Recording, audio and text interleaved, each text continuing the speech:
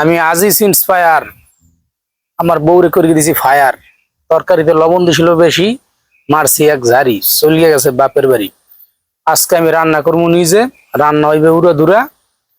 সবাই আমার সাথে থাকবেন গাইস এবং উপভোগ করবেন। নারী পুরুষ নাকি সমান অধিকার, তাই মেয়েরা রান্না করতে পারলেও পুরুষটা কেন পারবে না?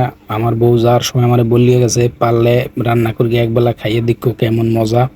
তাই শুরুতে আমি কোডা বাটা সব কমপ্লিট করতেছি। পেঁয়াজগুলোকে সুন্দর মতো, পেঁয়াজ এবং রসুনের খোলসগুলোকে ছাড়াই নিছি, মরিচগুলোর বোর্ডগুলো আলাদা করছি। এখন সুন্দর মতো ধৌত করতেছি পানি দিয়ে। ধৌত করা হয়ে গেলেই এগুলোকে সুন্দর মতো কাটতে হবে। তবে মূলত রান্না করতে এসে যে অভিজ্ঞতাটা হলো, মূলত আমি কখনো আগে পরে রান্না করি নাই, ইউটিউব দেখে শিখছি একটা রেসিপি রান্না করার। ইউটিউব দেখে আগে রান্না করা শিখছি, এখন রান্না করব, আশা করি ভালোই হবে। যাই হোক, পেঁয়াজগুলো কেটে নিতেছি। পেঁয়াজগুলো কাটার পরে সুন্দর মতো, এরপরে মনে করেন যে যত ছোট ছোট হবে কুচি কুচি করা যাবে তত স্বাদ হয় নাকি তরকারির, যেটা শুনলাম। পেঁয়াজ কাটতে ভালোই মজা আছে, এক ফোঁটা চোখের পানিও কিন্তু আমার বের হয় নাই। কিন্তু আমার ম্যাডামে যখন দেখছি পেঁয়াজ কাটে, তখন তার চোখের পানি আর নাকের পানি এক হয়ে যায়। আসলে একটু বেশি ডঙ্গি হয় সাধারণত ঘরের বউয়েরা অনেকেরই। যাই হোক, আমার বউ তো আমাকে বাজার করার লিস্টে সে ব্যক্তিগতভাবেই ধরাই দেয় হাতে, কখনো আমার ইচ্ছা বা মর্জি মতো বাজার করতে দেয় না। কচুরলতি কিনতে দেয় না, কচুরলতি করতে গেলে নাকি তার হাতের নখে কালো হয়ে যাবে, ঠিক আছে, এতে তার ক্ষতি হবে। এবং আরও অনেক কিছুই আমার মন মতো সে কিনতে দেয় না, তার রুচি এবং অভিজ্ঞতা অনুযায়ী সে আমাকে বাজার করায়। তো আসলে কি করব বলেন, প্রত্যেক ঘরে তো এখন অবস্থা কি বোঝেনি।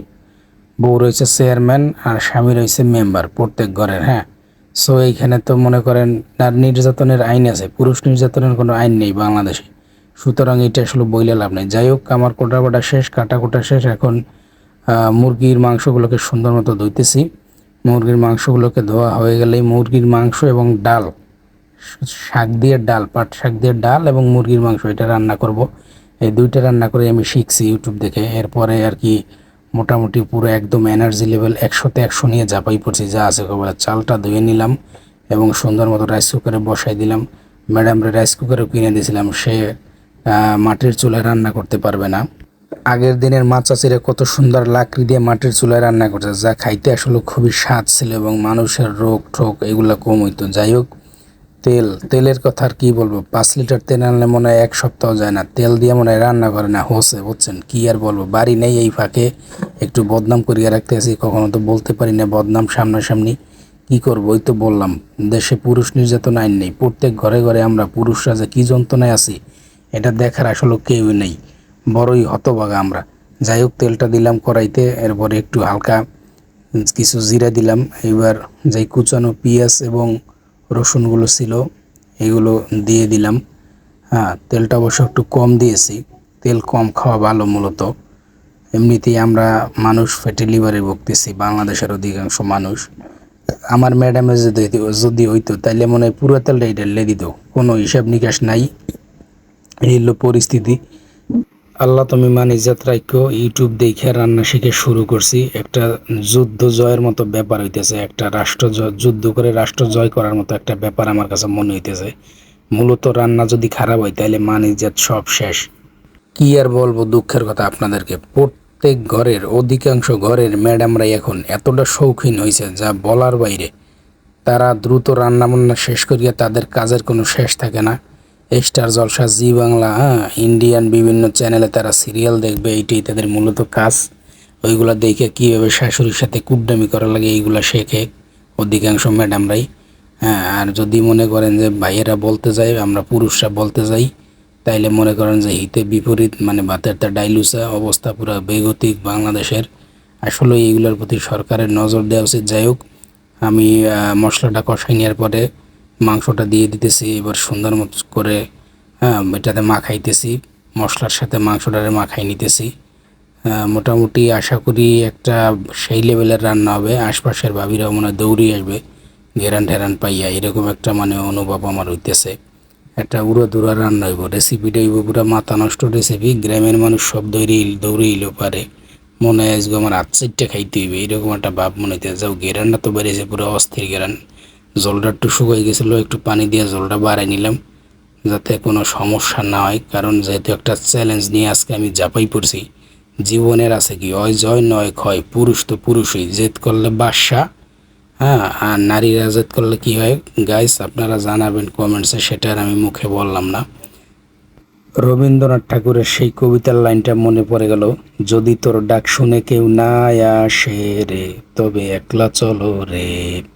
আসলে জীবন কখনো থেমে যাওয়ার নয়, কেউ কারো জন্য আটকাই থাকে না। সুতরাং কারো জন্য কেউ তাকাই না থাকে, নিজের যা কিছু আছে সেটা নিয়ে সামনের দিকে এগিয়ে যাওয়াই উত্তম।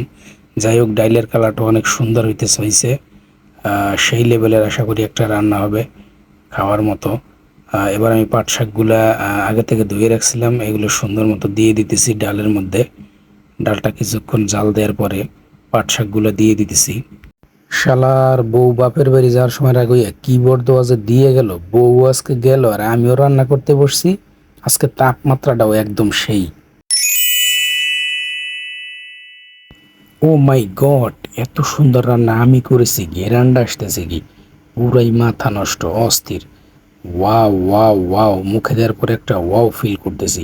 এত সুস্বাদু, এত স্বাদ, এক্সের স্বাদ, স্বাদের কোনো জুড়ি নেই, অতুলনীয়। ও মাই গড, ও মাই গড, সেলিব্রেশন না করে আর পারলামই না, থাকতেই পারলাম না। কাম হয়েছে রে, কি পুরো গন্ধ হয়, খাইছে রে। ও আরে রে, আমার তরকারি পুড়ে গেলো, আমি গেছি কল্পনায় হারাইয়া, এদিকে আমার তরকারি পুড়ে গেলো, হায় হায় রে, মাথায় পুরো বাড়ি। যাই হোক, ডালটা একটু লাড়া ডালটার উপর দিয়ে যেতে পারে, কল্পনায় চলে গেছিলাম কল্পনার জগতে, এদিকে আমার তরকারি আছে পুড়ে। আয় হায় রে, আয় রে কপাল, জানি না আজকে কপালে কি আছে, আল্লাহ তুমি রক্ষা করো, দোয়াই সলেমান তুমি রক্ষা করো আল্লাহ। যাই হোক, রান্না বান্না শেষ, তরকারিটা ডাইলে লইতে আসি। যাই হোক, সব কিছু ঠিকঠাক মতো হয়েছিল, কিন্তু লাস্টের টাইমে একটা দুর্ঘটনা ঘটে গেল। মুই একটু কল্পনার জগতে হারাই গেছিলাম, এদিকে মোর তরকারি ফুটে গেছে। যাই হোক, এখন আটটা ধুইছি, খাবারটা খাইতে হবে, অনেক ক্ষুধা লাগছে, অনেক কাজ করছি আজকে, জীবনের প্রথম রান্না করছি, জানি না কেমন কি হয়েছে না হয়েছে। বাটটার আগে প্লেটে নিয়ে নিতেছি সুন্দর মতো, লগে আছে লেবু, পেঁয়াজ এবং সালাদ। আসলে লেবু ছাড়া আবার আমার চলে না, আমি বিপির পেশেন্ট, হাই প্রেশারের পেশেন্ট। যাই হোক, বাটটার একটু জোর জোর বানিয়ে লইলাম, সালাডটারে লইয়া লইলাম, সব খাইয়ে আজকে সাবার করিয়া হালাবো। জীবনের আছে কি খাতার বালিশ, খাইয়া লইয়া কামাই, জীব আসলে জামাই। মই মুরব্বীর একটা কথা কয় না, পেট ঠিক তো জগৎ ঠিক, আগে হইলো খাইতে হইবে, পরে হইলো দাইতে হইবে। যাই হোক, আর একটা কথা গাইস, সবাই কিন্তু বিসমিল্লাহ বলে খাবেন, বিসমিল্লাহ না বলে জানেন যে খাবারের বারাকা বরকত এটা থাকে না। বিসমিল্লাহ।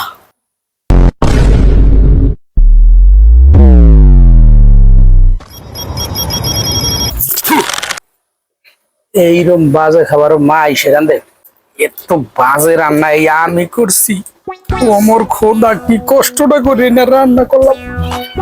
তরকারিতে একটু লবণ বেশি হইলে, একটু জাল বেশি হইলে বউরে গালি দিতাম, জারি দিতাম। এখন বুঝতে আছি আসলে বউ রান্না করতে কত কষ্ট হয়।